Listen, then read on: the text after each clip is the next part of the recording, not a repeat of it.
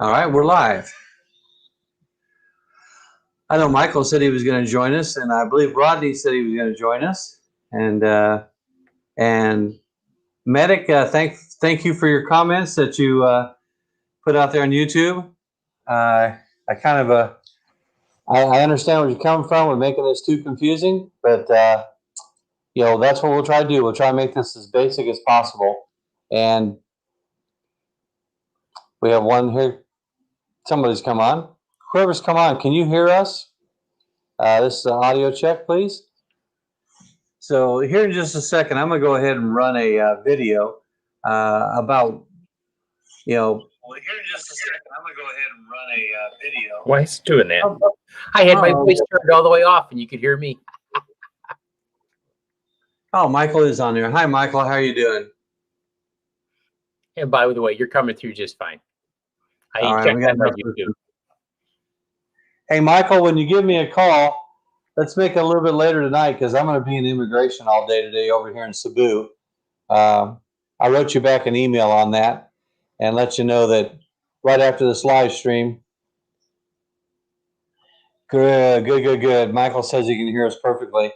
I'm going to be heading over to immigration here right after this live stream and finishing up some papers for the NBI. Then I'll explain it in the video here, but I'll tell you what, for the next 3 minutes, I'm going to run this intro, and that way we'll wait for everybody to get on that's going to get on, and then we'll jump right into coming to the Philippines, the process of getting here so far, and then we'll talk a little bit about stocks, and then we'll wrap up. I see we have 5 people on already. Very good. So let me share the screen, run the video for 3 minutes while we wait for everybody to come on, and then we'll get to talking, and I'll start answering some questions.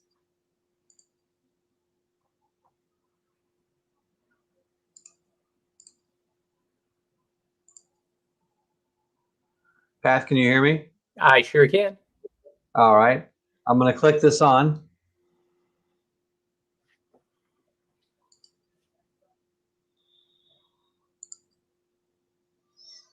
See if you can hear it. Okay.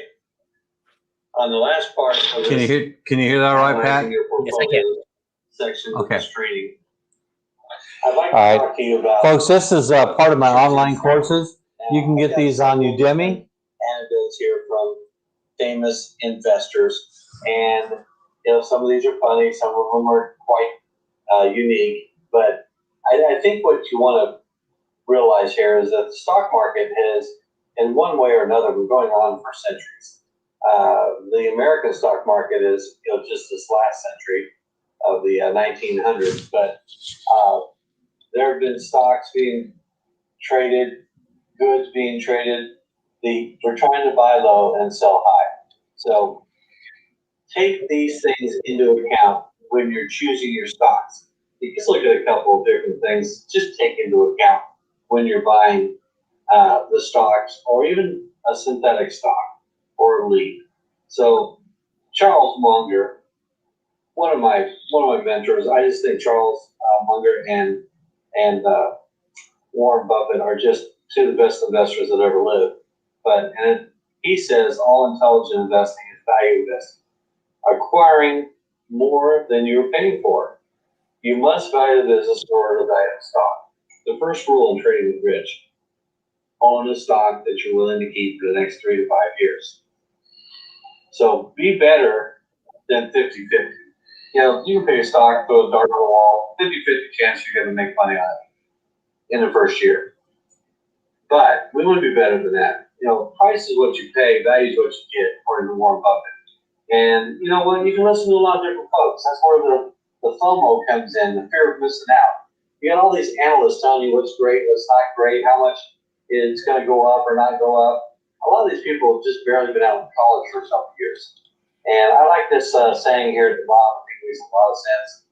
Why did God create stock analysts? In order to make the weather forecasters look good. You ever notice that a stock analyst and a weather forecaster will never come back on the next week and say, oh, by the way, that thunderstorm that came through? I was wrong. They don't do that. Stock analysts don't do No, they don't do it either. Back in the 80s, I used to keep Money Magazine, and I would take their top 20 picks. Money Magazine would go up the top 20 picks for the upcoming year. And I would rip that page out, and I would put it inside a folder. I did this for years, all throughout the 80s.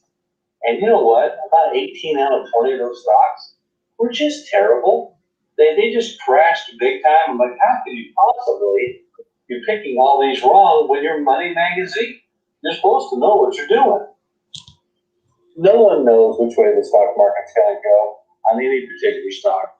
Matter of fact, a couple years ago, the number was about 30 stocks actually had made money for the year out of the S&P 500. That was 2019.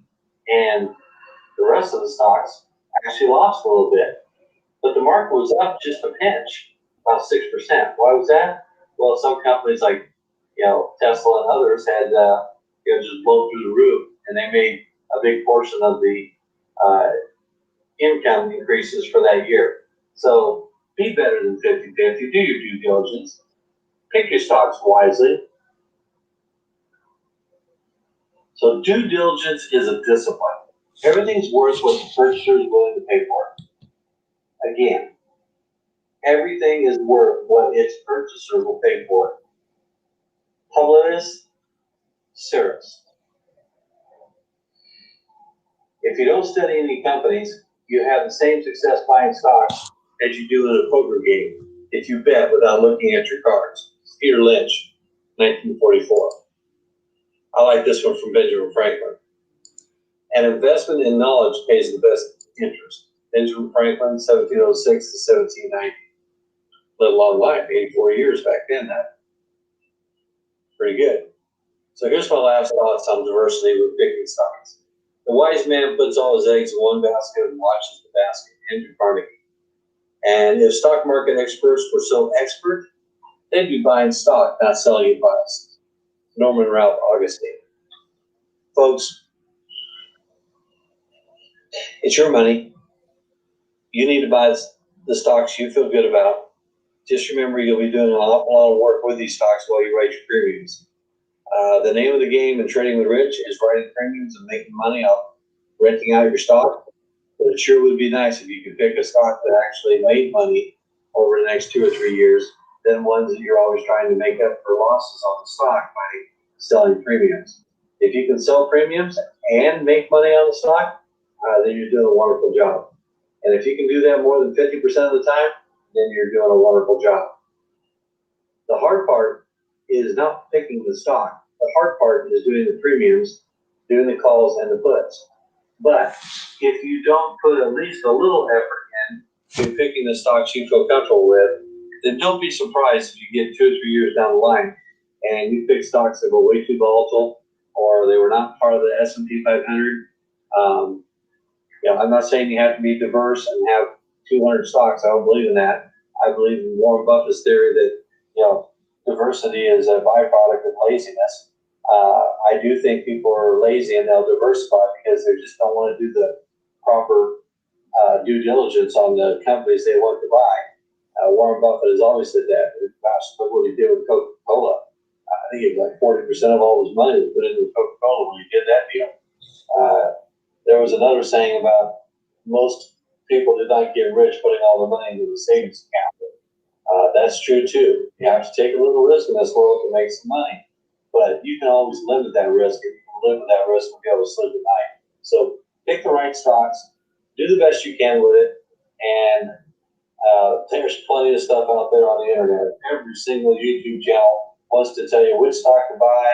They're always tracking everything and throwing out all their estimates, and everybody's got an opinion on stocks. But when you put your money where your mouth is and you actually buy the stocks, now you're in a whole new game. So pick your stocks wisely, and I'll help you make money on the premium side.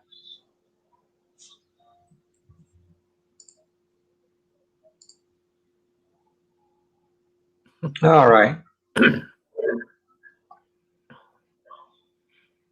Look at all those wonderful mug shots. Oh, what are we on here? Slight technical. Yeah. No, I just need to take this off. I'm going to remove it. No tech. I was just looking for the button. So anyway, yeah, we got a few more people on here. We were just doing that quick intro on how to, think about buying a stock. Some of the things you might want to consider when you are purchasing a stock is, what is the price to earnings? These price to earnings are all over the board, especially in different sectors. Some of these industries, like technology, my gosh, they can jump up to 60, 70 price per earnings. And what that means is you take all the money that they've earned this year and you take that and divide it in the amount of stocks that are out there and how much those stocks cost, the actual the actual market cap. Market cap is how much a company's worth. You take those earnings and divide them into the company worth and see how many years it would take you to pay it off. Well, Tesla was running at about 190 before it took off and had the big jump there in 2019. Then it jumped up to 1,000 and 1,200 P&E, just incredible number. And now it's down around 700. So what you're saying is Tesla would take 1,200 years at that point to 1,200 years to pay off the market cap. Yeah. So do I think it's overpriced? Yes. Someone like Kroger. Kroger's sitting there with about a 28 PDE. Take 28 years for them based off their previous year's earnings to pay off their company. A lot of the retailers like Best Buy run in the 20s, and then you even have some of the automakers running in the the 15s, unless you're Tesla. Tesla's running 700, but Ford's running about 18 or so. Toyota runs about the same. I use that as a key indicator whether the stock is overpriced. Now I'll throw this out there to you. There was just an article that came out after Alibaba's earnings that Alibaba dropped down to $196 a share.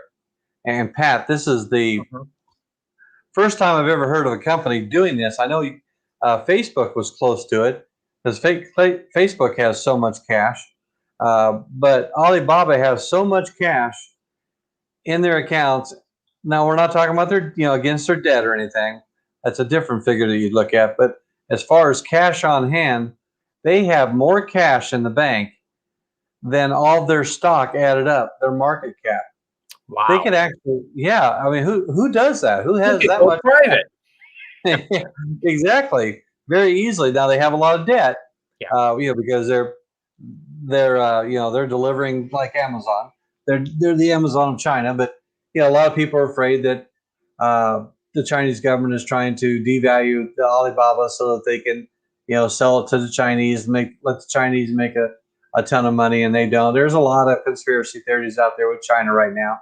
Once we get past this Taiwan deal, it'll all flow out again, but it may take a year or so. Who knows? But I own a lot of Alibaba, so I sure hope that it does work itself out. But the Chinese companies, the car makers that you've seen me do, I'm looking at their P&Es and XPeng, which is XPEV. And remember, this is not financial advice. I'm just kind of telling you what I do. XPeng has been growing substantially over the last month. It's gone up about 25%. And I think we're starting to see a little bit of the American investor, being okay with China. NIO's gone up a little bit. Now, NIO had dropped about 25%. So it's a long ways from getting back to where it was. But NIO is a good company too.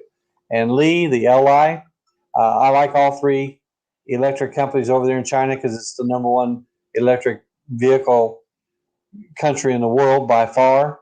So I like investing in what they're doing over there. But when you're looking at buying a stock, and we're going to talk just a little bit about stocks first, then we're going to talk about immigration in the Philippines for anybody who's jumped on and wants to hear about the Philippines. And please start popping in some questions in the comments, in the comment counter there. I'm watching it and I'll respond via voice to the questions. By the way, folks, now that we're off the intro and getting started in the picking the stock, this is Pat Herbert. He's my brother-in-law. We've known each other for a long time. He's married to my wife's twin. And thanks for coming on again, Pat. Coming from glorious Aurora, Illinois. I'm from Aurora, Illinois, and I'm sitting in Cebu, Philippines. So I was telling Pat earlier that we may only do this live stream about once a month until this channel really gets going. But yeah, it's really going to be up to the viewers and the people on my YouTube channel. There have been a lot of questions and emails coming that way, and really not a lot of questions coming up off these live streams. So I'll record the live stream and leave it out there. But I tell you what, I may just do some live streams that are pre-recorded and give you some thoughts about what's going on in the market this week, and just leave it at that. Because I do think, like I was telling Pat, this may be a little too complicated for people to jump on and ask a lot of questions about. I sure hope it's not, because I'm willing to break it down any way you want to break it down. But we may start out slower than just jumping on with a live stream every week. We may do one every other week or whatever. It took about a year or so out of just casual conversation for me to start really understanding the power and the concept of what we're just talking about. So yeah, don't be afraid to say, hey, I don't understand that, because I do that to Rich all the time. Correct? Yeah, no, so true. So true. And with the people that we have on here, and we're already picking up a lot of people quick here, so I'm pleased to see that. A lot of you might want to ask, before we get into the Philippines talk, well, what is it that you do? What does Trading with Rich concentrate on? Well, I concentrate on covered calls and cash secured puts. And I think maybe the best way to show you this is I've got a quick 3-minute intro, and that might, especially people in the future who are watching this recording, it might pique your interest where you can ask me some questions or drop me some lines. Now, like I said, all these are part of courses that are in Udemy. I've got courses on how to trade cash secured puts and covered calls. I call it the cash making machine. You will not lose money writing premiums. You don't lose money on writing premiums. If you want to give back a little bit because you're getting close to your stock price and you want to get out of your obligation, well, you can do that, but you still make money on that. It's 100% of the time you're going to make something. If it goes too far past your strike price, then you just let your covered call go. You go ahead and sell the stock. So rich man's problem. And again, just in a nutshell, the beauty of it is you don't have to find a stock that takes off. You don't have to play, I just picked the next winner to make a decent return. You get a nice, hardworking stock that just basically hangs in there, grows a little bit, maybe even loses a little bit. But by, the way that Rich handles it, you can make an income on it and come out ahead. I'm doing that for the people who are more, like my intelligence. Welcome to Trading with Right. Rich. Hang on a second, Pat. Sure. Put that on hold. We can talk. No, You're still right, Pat. The risk is in the stock. And if you own the stock, you don't have to put a call in that's below what you paid for it. You can just sit on your stock and wait for it to come back up to where you can start doing some movement with it again. So those are all part of the strategies you have to incorporate, because all the risk is in the stock you own. So I'll tell you what, I'm going to play this 3-minute clip for people that want to know what it is that I'm all about here, what I'm trying to teach out on this channel. Besides showing people how to do covered calls, I'm actually going to talk about the Philippines, and we'll talk about the Philippines in the next 3 minutes. But let's give you a quick idea here what I'm about, what the covered calls are all about. My name is Rich Sticky, and I'll be your instructor. I've been trading and investing for over 40 years. Can you hear that fine, Pat? This process is not simple, but it is something that everyone can learn. Let me tell you a little bit about myself. Pat, can you hear that? This is Yes, I myself, Elma, Okay. and we've been married for 8 years. Can you see the Our screen? sons are here in our wedding picture. All of them are between ages 25 and 35. And I was a graduate of the University of Iowa. And at Iowa, I got a degree in Bachelor of Business Administration with Finance and Human Resources. I've been trading stocks for over 40 years and doing options on those stocks and cash secured puts and covered calls. So what is the program? Simply put, you will make money on cash premiums from a covered call contract.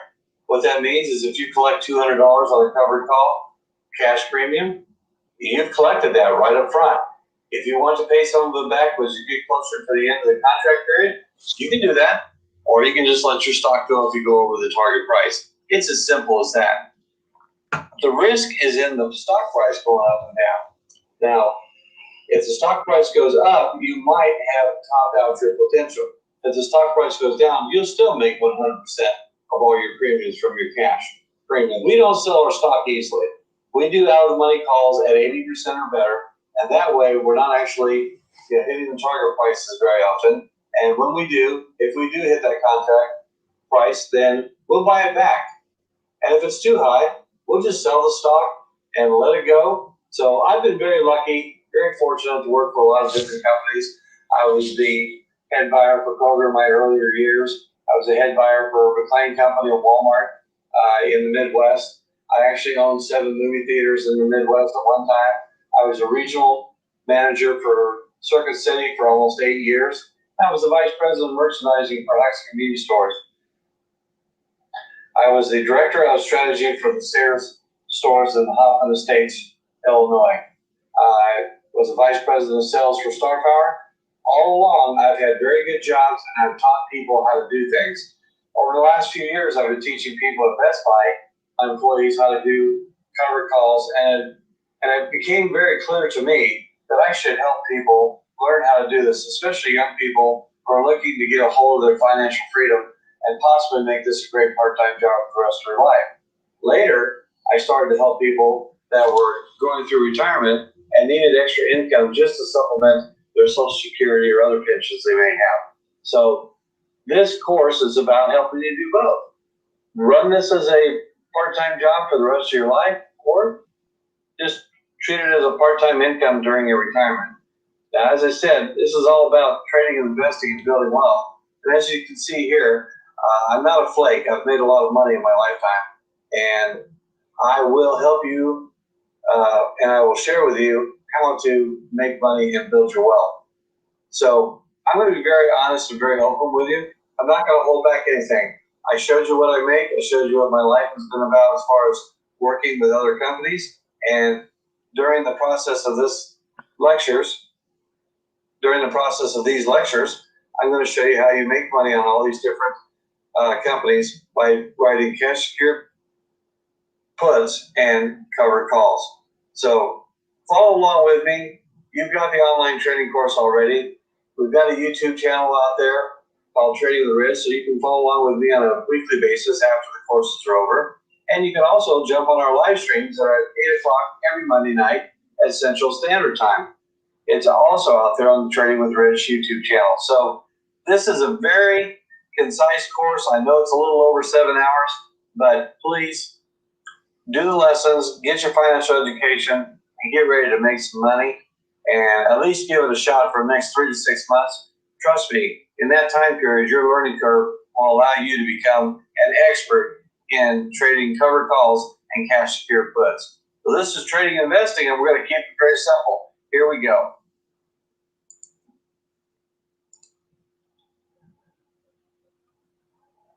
Okay, so that was my intro to my online courses that are out there. And,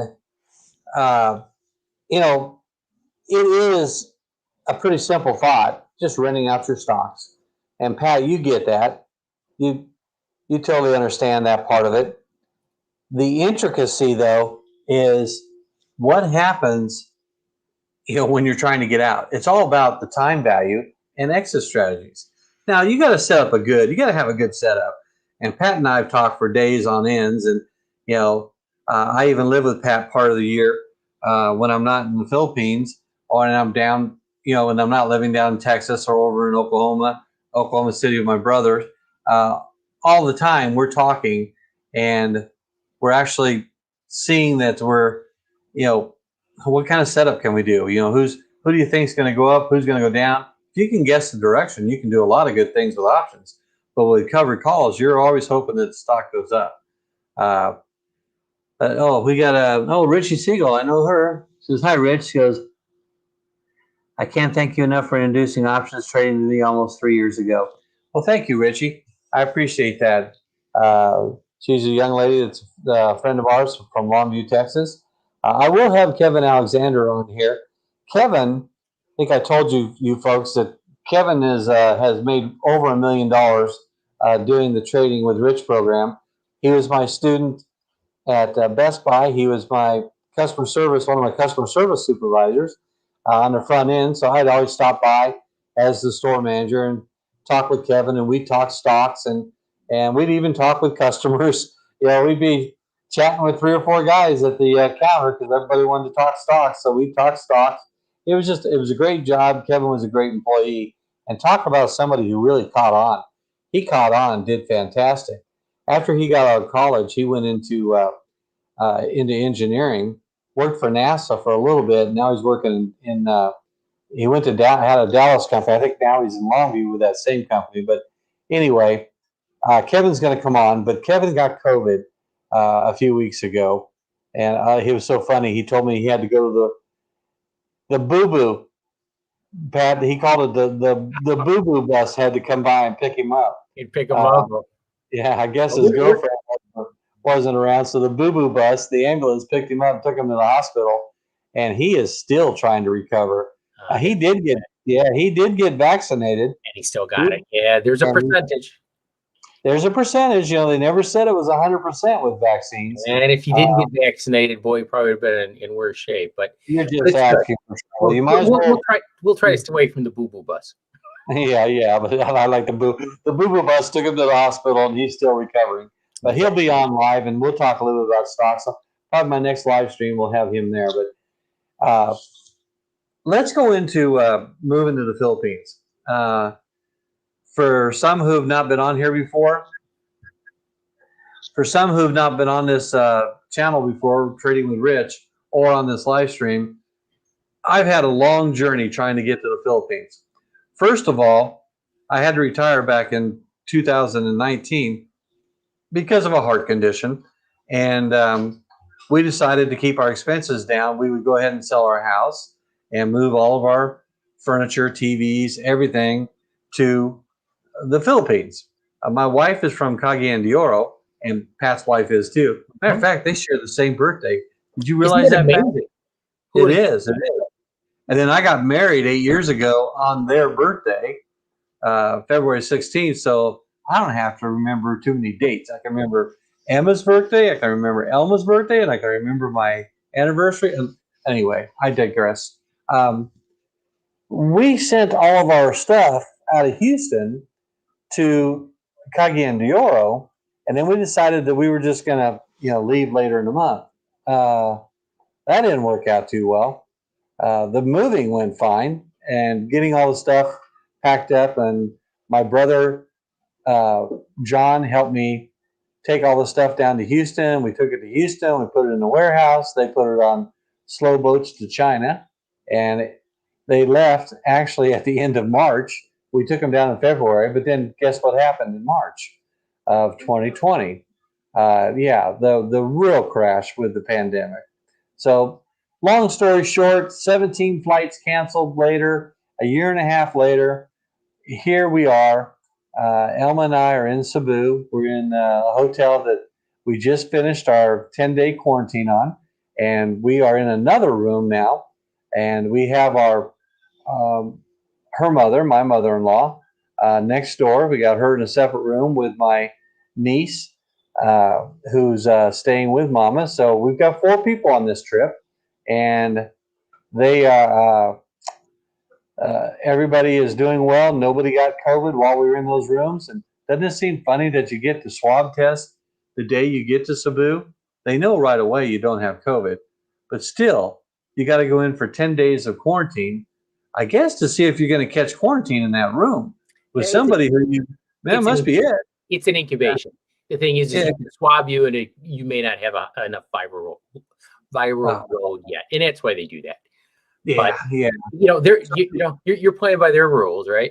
Yeah, you're playing by their rules. And what's funny is at the end of the 10 weeks, they come and they come to your door. I mean, you've been eating rice and water for 10 days because you have to take their food program, and you can't. And luckily, we had I won't get him in trouble, but we had somebody who was bringing us food So I was ordering Jollibees and all kinds of stuff. So we weren't having it too bad. But the food that they made for us, actually, I loved it. I thought the rice was excellent, and I kept putting hot sauce and all kinds of things. But the form of meat you have was like half of a little hot dog, like one of those little Arm and Hammer type deals. Pat, what a Yeah, the little wieners. Yep. yeah, you get one of those, or you'd get a. Yeah, you're making a lot of noise back there, babe. They give you like a little chicken leg that I think it was the leg part off of a wing. But anyway, you didn't get a lot of meat in these packages, and if you took a regular styrofoam 3-compartment tray, cut that in a third. I don't know where they found these trays, but they are 1/3 the tray of what you would have just a normal 3-compartment, and then it was only half full. So I didn't mind because I don't eat that much, but I'm trying now. I'm trying to always lose weight, and with my heart condition, I always am gaining a lot of water. I have a lot of edema. So I'm fighting water weight all the time. So I don't eat an awful lot, but I actually thought the food was pretty good. But even after I think it was 6 days, Mama started saying, now, Mama, she's 85 years old. Obviously has been in the U.S. for I don't know 20 years, and she's going back home to stay. So we all had one-way tickets going back to the Philippines.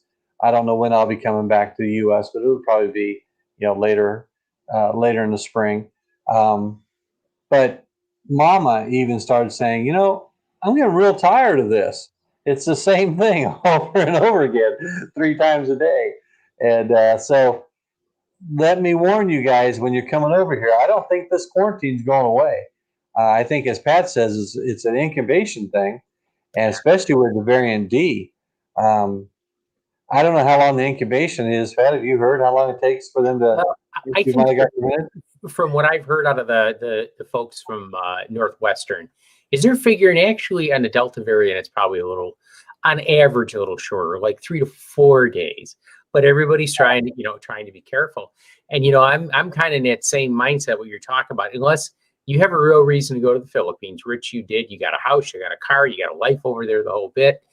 For a guy like me, maybe for Christmas, it's going to have to be to the point where things are pretty well back to normal, because otherwise it just really doesn't make sense.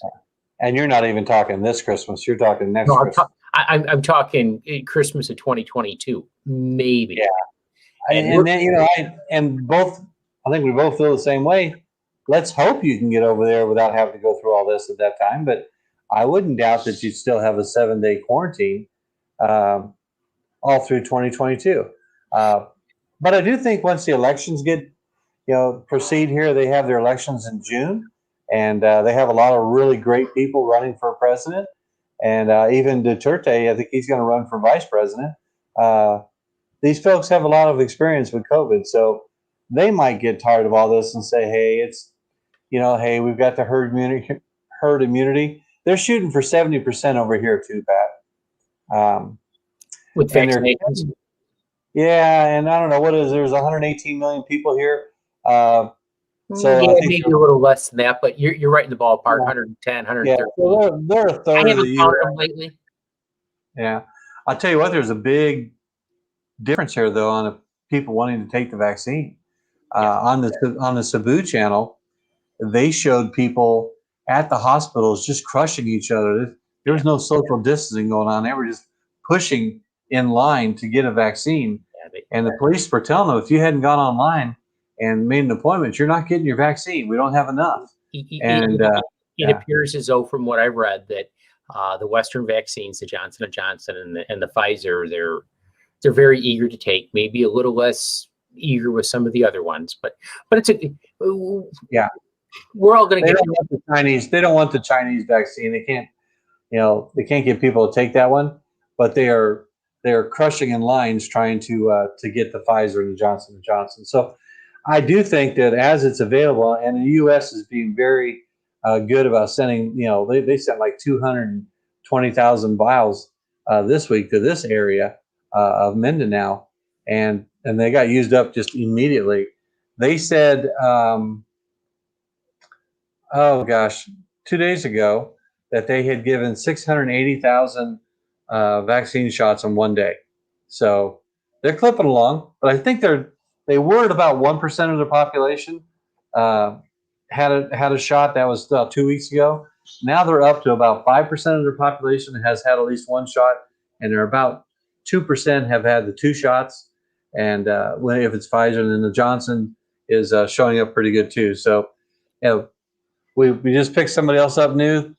Thanks, folks. Whoever else jumped in. Oh,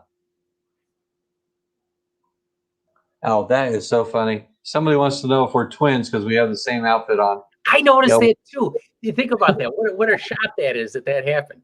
Well, actually, it's kind of silly because Rich is much better looking than I am, and much more successful. And it looks like his shirt has been. Here we are, 9,000 miles apart, and we color coordinated. That's right. How funny. Well, have you been out yet? Yes, went out yesterday. So it felt so good to get out of being in a hotel room for 10 days. And I got out and we went to the Cebu Mall, the ALA Mall, and walked around, got some more food. I got some Kentucky Fried Chicken, and they got some Filipino food, and I got some milk. Pat, I bought milk here, and it tastes just like American milk. There you go. No one on the YouTube channel says the milk ever tastes the same. It tastes great. And you know how I am. A milk and an Oreo, man, I'm a happy man.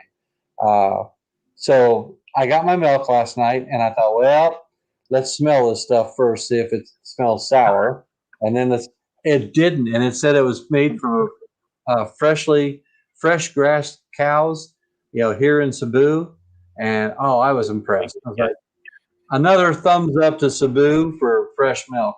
Yeah, my impression has always been anything that we've bought there, especially out of any of the major places, the malls or whatever, has always been, very good quality. And then, the markets, when you go to a market, you kind of got to use your head a little bit and, kind of watch the meats and all that. And I'm talking about the outdoor markets, but, probably no different than it, was here at one time. So. Right. Well, Medic says that he wouldn't trust any numbers from China. Lots of companies have gone under for fraud. And, that is true, especially in their internet companies. The Chinese government doesn't regulate the accounting like we do with with our government rule.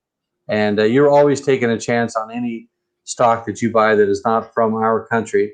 I definitely would not invest in companies in China that were, not one of the top companies in their country. But I believe that Alibaba and Baidu is their Google of China. Alibaba is their Amazon. You stay with a couple of them, I believe you should be all right. But it's just me. Don't take that as financial advice. I've just been buying them for years and doing really well with it. But with the amount of distrust that's going on with the Chinese government, it really doesn't matter how we feel, whether it's good numbers or bad numbers. It's what the American public is willing to pay. And that it is definitely dropping in a lot of different categories. And I think a lot because America is not investing in those companies, they're going to go under. Because to Medic's point, they've been reporting inaccurate numbers and not being held accountable to that. Now, there's been some things in China where they say they're going to get better at that, but I don't trust them with that either. But I look at the world as an opportunity and jump in some places where I can. I made a mistake jumping into that Finland company. What do they call it? Nokia. Yeah. I actually got out of that with a $32 profit, and I was just sweating the whole time, just trying to get out of it. It's like, what happened here?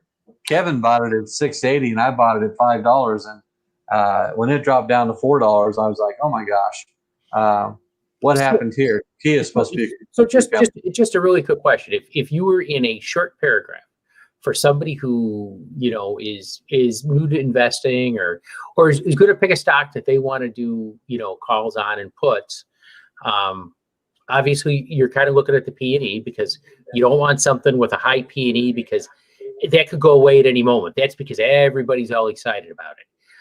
Right. What other things are you looking for? I'm looking for their past sales, what their history's been in the past. I'm looking at their management team. What is their CEO? Where's he where's he been? What has he done? Did he just become CEO? What is the comptroller? What does the whole culture look like in that company? And sometimes I even go out to if it's a store, I'll go out to the stores and see how the employees feel about them. But So primarily, I'm looking at their debt ratio, Mhm. their P&E, the amount of cash they have on hand, and what their trailing 12 months have been in earnings. That's pretty much what I'm looking at. And I'm looking at the prices for the last 3 to 6 months and trying to see what type of trends they're doing. And I'm guessing if you saw a stock that went up 150% in the last 5 weeks, that would almost be kind of a flag to you, right? Something that just went up. Yeah, to me, that's the fear of missing out. If I jump on that, I'm going to end up buying it at the high and then it'll drop. You need to pick these before they hit that spike. Now, a lot of people will look at trends, and a slow trend going up is a good thing.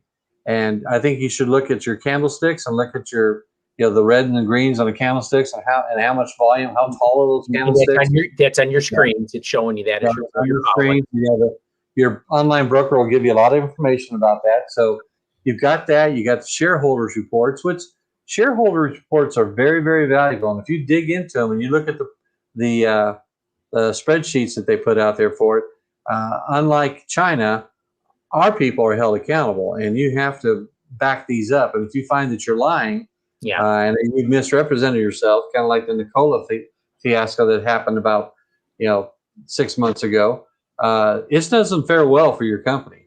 You will be called out, and with our amount of media that's following everything, everyone will know about it very quick. So yeah, that is what I look at through the whole thing. Now, so, go ahead. I wanted to finish up with the immigration. Oh, I'm sorry. You kind of went another direction, so I figured I would feed you a couple questions. Yeah. No, that's fine. That's what this channel is about: trading and living in the Philippines and doing my thing over here in the Philippines. But you were telling me about the visas that or the immigration status. Yes, and I wanted to kind of give her, because I got 3 emails this week about the immigration status, and so I wanted to kind of address that. So when the people watch the video later, they understand what I'm going through. First of all, I went to JR Consultancy, which is right next to the Ayala Mall here in Cebu, and very professional young man. His whole staff is very professional. I sat down and talked with them. They charge a fee for processing all this for you, but I figured, you know what?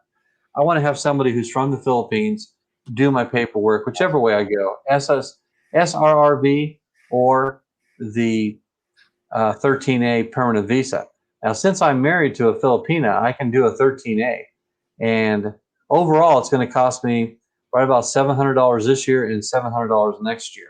So you go on a 1-year probation, and I had to pay the $350 up front. I'll pay the other $350 later in about 5-6 weeks when I come back to Cebu to sign my MBI and get my fingerprints and that type of thing. When I do that, then I got to wait a year. And then you have a year probation to make sure everything is fine and you don't get in trouble and you can support yourself and all that good stuff. And what they did yesterday was fill out all the paperwork for my NBI. Now, the NBI is the National Bureau of Investigation, which is like the FBI in the U.S. Now, in the U.S., I had already gotten a background check in Texas, and I had sent it off to here. But then when COVID hit, I wasn't able to get back over here in the first 5 weeks to do the fingerprints. So that only lasts for 30 days. And I did it again about 3 months later, thinking I was leaving in March of the next year. Well, excuse me, 3 months later. Yeah, it was the May flight. Well, I got canceled too. So I just gave up on doing background checks. They always came out, perfect. There's nothing in my background. It was all blank. I can testify he didn't do anything bad while he was here. Yeah, I didn't do anything bad there. Now, who knows when I get to the Philippines? That's right. But while I'm here, I got a year to be a good boy. And after a year, they will call me back in and give me my permanent 13A. And that's when I pay the other $700 to the JR Consultancy. Now, you pay about $360, $400. It's different rates. I don't know why. Different rates in different cities for every year to be on a tourist visa. and you have to leave the country once every 3 years on a tourist visa. So this way, I don't have to leave the country at all. All I got to do is check in with immigration once a year on my anniversary date or close to it, and it costs you $6. They stamp your ACR card just so they know you're still alive, and just to update that you're still here and you still live at this address and everything's cool. You do that once a year, so I pay $6 a year for the rest of my life. On an SRRV, I don't qualify for the veterans SRRV because I wasn't a veteran. So I have to do the SMILE program, which means you put $10,000 in a Filipino bank and it sits there. Now, I didn't really mind doing that so much, but when I started digging into it with Kerwin there at the JR Consultancy, I said, I own 3 properties here, so I paid a little over $55,000 for these properties. Can I go ahead and apply my $10,000 to that? Because this says you can apply your money that you put in the Philippine bank towards a condo or property. Well, no, the property means actually a property, but you can't count the land. So since the land is in your wife's name, now all of my land is in my wife's name, but I also am on the title, so that if she were to pass, the property goes to me and not her family. It's a totally different story here. You can't use that $10,000 to pay for your land. You got to actually use it. And we plan on building when that subdivision is ready in January of next year. That's when we're going to build. Well, I don't want to hold $10,000 in that bank. They're going to give you 0.25% annually. So I really looked into and the final part of that is you still pay $365 a year on an SRRV. That is your payment every year, which the only advantage I see in that is you don't have to leave the country. You get a lot of, which is probably a big advantage for a lot of guys that don't want to. Right now, look what happened to all these guys. Their 3 years are coming up and they can't get out. With that, and they can leave, but they can't come back because they're tourists, and tourists can't come into the Philippines right now. So the only advantage I saw there was, well, at least you get the SRRV benefits, like this 10% discount on a lot of different things, and you get free movies on certain days. Well, they offer that anyway to seniors here. Well, they really want. In SRRV, you don't have to be married to a Filipino to get that. Is that correct? No, you don't. You don't have to be married. And that's the second advantage is, you're not trying to do a Balakaban program type thing like I'm doing. You don't have to be married. And don't get married just so that you can save $1,000. It'll definitely cost you more in marriage, right? No comment. Anyway. What a comment. No. We love you both. We do. But the final point on that is today I have to go in right after this live stream and I fill out the rest of the paperwork for the NBI background check. They're going to drive me over to the NBI. I get to cut in line because 1, I'm a senior, 2, he has connections, and they let you cut in line. These lines here are always long. You have to take it up front, hand it to them. They pay the JR Consultancy pays the fees. You already paid the total. You're only paying one time, and they're paying all this other stuff.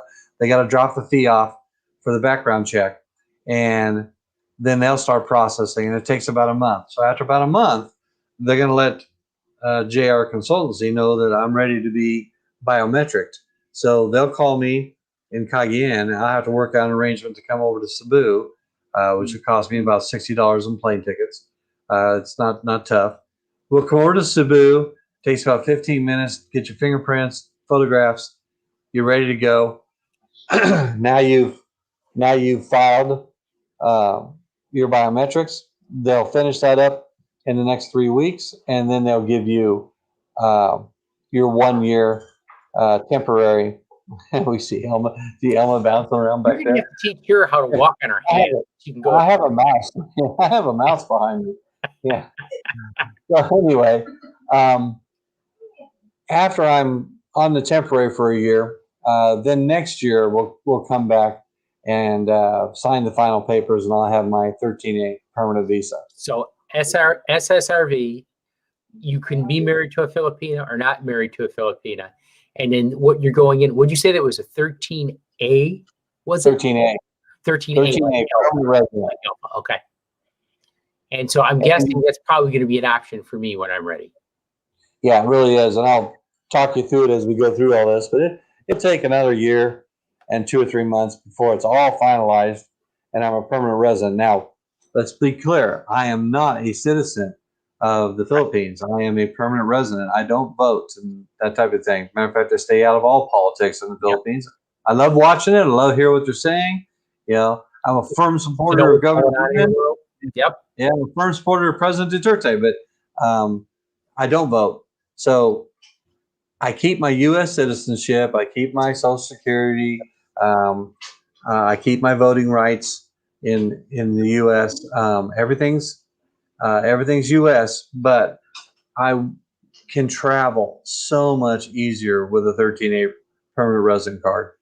You're not treated as a tourist when it comes to traveling, and I really think it's going to get much tougher over this next year. They're already talking about new tourist visa rules where people have to prove that they have a higher income than they did before. Before it was like 1,000 and 1,200. Now it's up to 1,500 and 2,000. They're going to have to prove they have health insurance. They're going to have to prove that this income comes in every month. They don't want to have expats come over here and become, dependent on the state because they have no social programs here that can help you out. And you're talking about people who are spending more than the basic 21 days you're allowed, right? You're not talking about people who are just coming over to visit. You're talking about people who plan on coming over basically on a tourist visa and going in and paying so that they can stay for an extended period of time. Right. And let me be clear on that. It's actually 29 days. Oh, wow. That they stamp your visa. They told me 21 because they wanted me out. Yeah, they can only cut you out 8 days early. But you go down to immigration, you can get that rolled over to 6 months. To 60 days really, really fast. But if you go and do 6 months, it costs like $30-$40. If you do a year, this first year is pretty cheap. I don't even know what the total is on that, but I know it's more than twice as much. But after that, it's about $360 a year to stay here. $1 a day. Yeah. So I'm not going to have to deal with that when I get past this. But I did tell you guys that last week when I came in, the immigration was so nice to me. They said, "Hey, by the way, you had a spousal exception visa. We could use this and give you your 3 months. But if you don't mind, we'll go ahead and give you a year since you went ahead and got your spousal visa." And I thought, oh my gosh, this is so much different than Manila. That was a whole different story in Manila. They just totally ignored that spousal visa.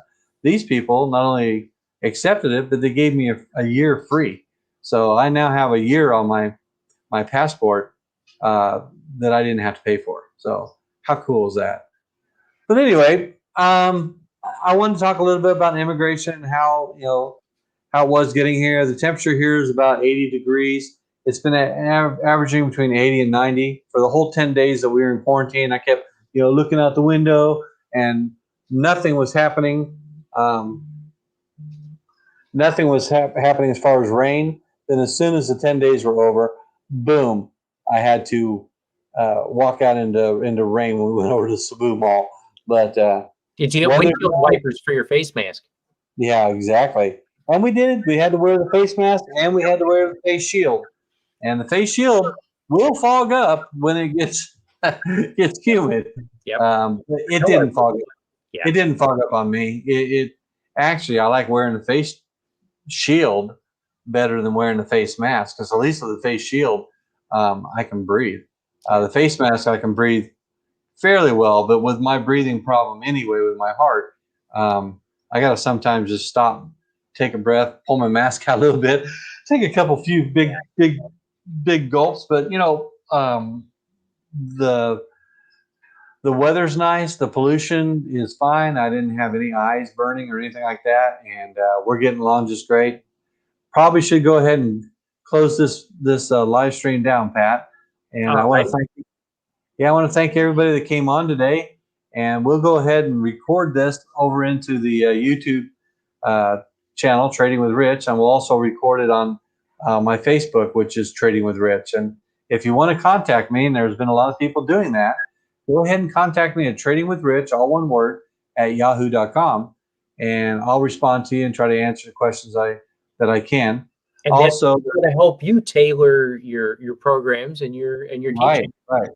And I spent the whole 10 days writing courses for Udemy, and I ended up with 21 lectures and 8 hours of courses. I actually turned into 7 hours. I cut some things out. It's 7 hours of lectures with some quizzes, not too many. And I think it turned out really well. I hope everybody will look at Udemy. I'm gonna put some links out there on my YouTube channel where you can hit the link and get a special price to buy the courses. But I'm not here to sell courses. I'm just doing that for fun. Yep. And I'm here to help people. And this is no charge doing the live streams, no charge being on the Trading with Rich, and there's no charge with emailing me. Give me something to do. Ask me a question.